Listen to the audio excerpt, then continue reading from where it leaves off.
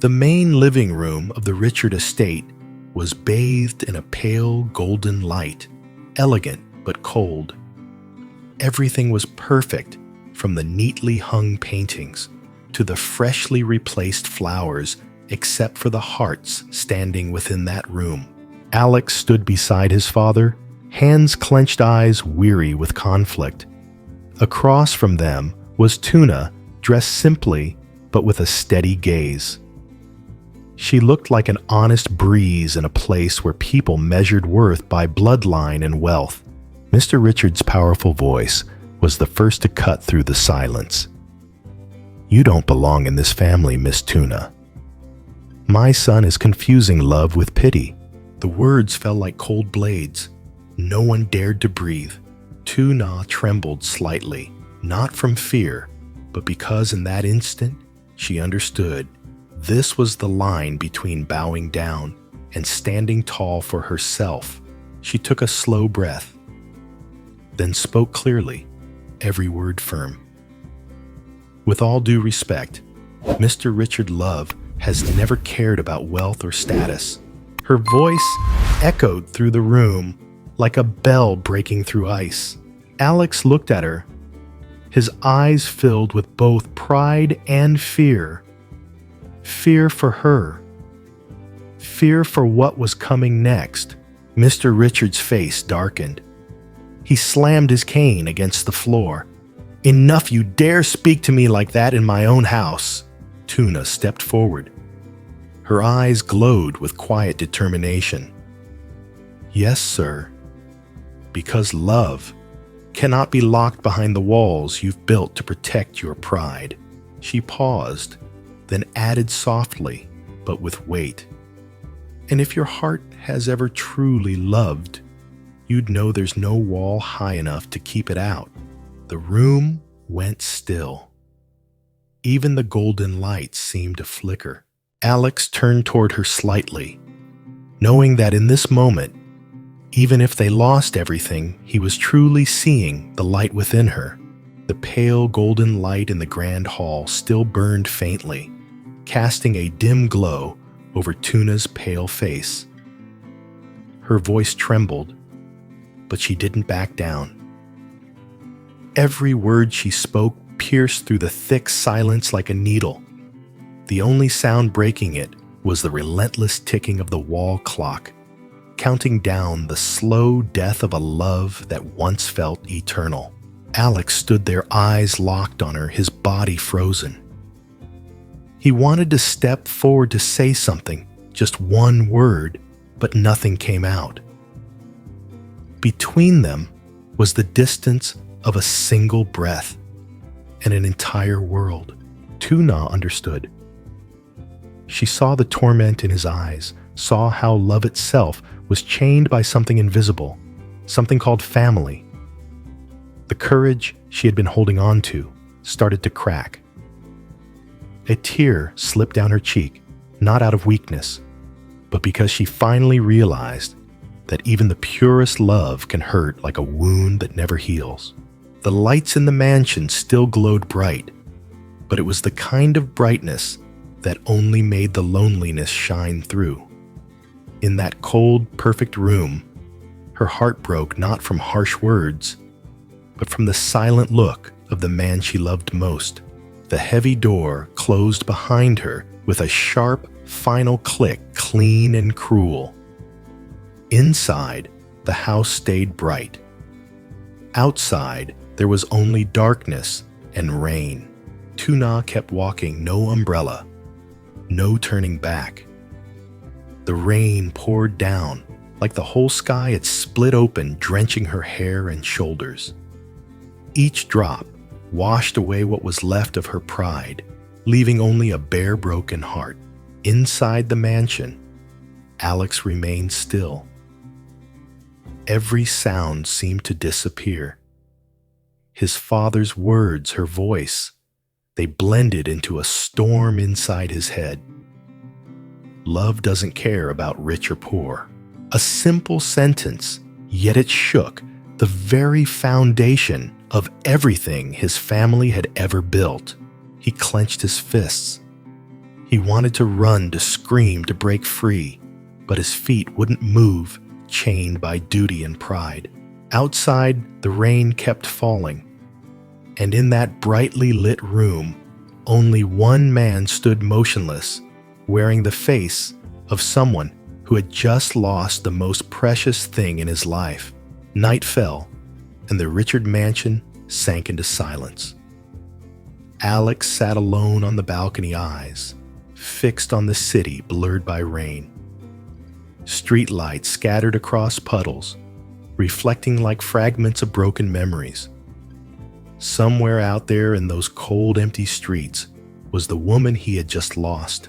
For the first time, Alex realized that silence doesn't protect anyone, it only destroys what's pure.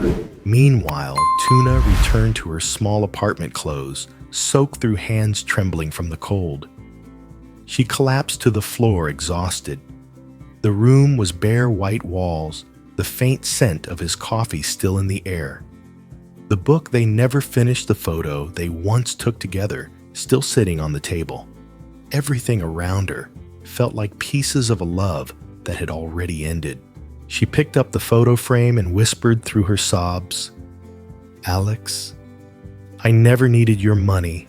I just wanted you to fight for me." Tears blended with the rain outside, falling endlessly, as if the sky itself was crying with her. That night, under the sound of distant thunder, two souls who once swore forever were now separated by invisible walls, built from fear, pride, and silence. On the balcony, Alex was still sitting there, his vision blurred by rain or tears he couldn't tell. A voice echoed in his mind, pounding like his heartbeat. "Run, Alex. Run before love becomes a memory." He jumped to his feet and ran down the stairs. The mansion door burst open, rain slapping against his face. He ran into the street, but there was only darkness, wind, and the sound of rain shattering around him. In that moment, he knew the most precious thing in his life was gone, and no amount of money could ever bring it back. Morning came. The city shimmered in silver light. Alex sat by the window, his eyes empty. Every minute without her was torture. He buried himself in work and numbers and meaningless papers, but Tuna's face still appeared between every line. He loved her, and now he understood that more than ever. He couldn't take it anymore. He grabbed his car keys and sped off into the rain. He passed the cafe, where she used to laugh, the park, where they once sat beneath the trees, the bookstore, where they argued over a novel. Everything was still there, except him. He was no longer the same man. In his high-rise office, Mr. Richard stood silently by the window, watching the heavy rain blur the skyline. Tuna's words echoed in his mind, soft but cutting deep. Love doesn't care about rich or poor. He closed his eyes, seeing himself as a young man, again remembering the girl he once loved and lost because of the same family standards. Now he realized he was repeating that same mistake through his son. That evening, Alex came home, looking completely drained. Clothes, wet eyes, red face, pale. Mr. Richard sat waiting in the living room, silent, but his gaze no longer harsh. "You didn't find her, did you?" he asked quietly. Alex shook his head, voice rough. "No, but I know she still loves me. She just doesn't believe in me anymore." Mr. Richard looked at his son and spoke slowly. "You lost her because you stayed silent. But it wasn't only your fault. I'm the one who taught you that silence." Alex looked up surprised. For the first time, his father's eyes held no coldness, only genuine regret. Mr. Richard's voice grew softer. "If you truly love her, then go find her. Money can buy respect, but it will never buy a heart. Alex clenched his fists, a spark of determination lighting in his eyes. He didn't say a word, he just ran out the door. Outside, the rain kept falling thin, steady, relentless, as if the sky itself was trying to make up for the mistakes of that night. And this time, he wasn't silent anymore. In a small cafe, tucked in the old quarter, raindrops still clung to the wooden window frame. The late afternoon light filtered through a thin curtain, casting a soft glow on Tuna's face, the young woman sitting quietly by the window, holding a cup of tea, her distant gaze lost in faded memories. The door opened gently, and the wind chime gave a soft ring. Alex walked in his heart, stopping for a moment when he saw her. He took a slow step forward, his voice trembling but steady as he called her name. Tuna looked up, surprise, sadness, and a faint glimmer of love still flickered in her eyes. "What are you doing here, Alex?" she asked softly, her tone distant but calm. He took a deep breath, his gaze firm. "I came to say what I should have said that night," he said slowly. "I love you." His words came out one by one, straight from his heart. My silence wasn't shame, it was fear. Fear of losing my father, of disappointing him. But that fear is exactly what made me lose you. Tuna lowered her eyes. Her voice trembled, but was clear. "I never needed you to fight the whole world for me, Alex. I just wanted you to believe in us." He took another step closer, his eyes filled with both pain and hope. "Now I do. Because I've learned that real love doesn't hide, doesn't stay silent, and doesn't ask for permission." The door opened again, and a rush of cold wind swept in, carrying the scent of rain. Mr. Richard stepped inside the man who once embodied power and pride, now standing there, soaked and silent. Tuna froze. Alex held his breath. Mr. Richard walked closer, his voice rough but warm. "Tuna, I owe you an apology. I once believed a person's worth came from money and status. But now I see your heart is worth more than anything I've ever owned." Tears streamed down Tuna's cheeks. She spoke through a soft sob. "Sir, I never wanted to come between you and your son. I just wanted to be worthy of him." Mr. Richard shook his head gently, his eyes soft. "There's nothing more noble than a pure love. You've been worthy all along." Alex looked at his father, his eyes filled with tears. For the first time, there was no pride or distance between them, only understanding and love.